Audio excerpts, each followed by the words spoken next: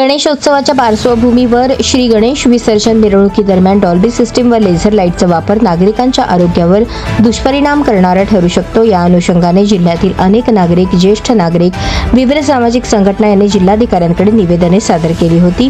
त्या अनुषंगाने भारतीय नागरिक सुरक्षा संहिता 2023 चे कलम 163(1) अन्वये प्राप्त अधिकारांचा वापर करून जिल्हाधिकारी कुमार आशीर्वाद यांनी 27 ऑगस्ट ते 6 सप्टेंबर या कालावधीत सार्वजनिक गणेश मंडळांनी विसर्जन मिरवणुकीत डॉल्बी सिस्टीम व लेझर लाईटचा वापर न करण्याचे आदेश दिले होते।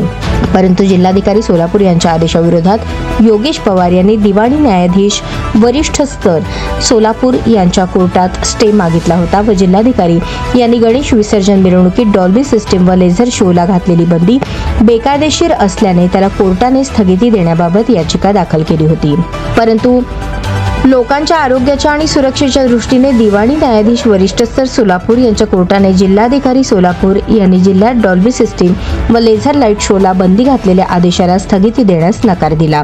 त्यामुळे जिल्हाधिकारी आशीर्वाद यांनी 27 ऑगस्ट ते 6 सप्टेंबर या कालावधीत जारी केलेले बंदी आदेश कायम राहणार आहेत।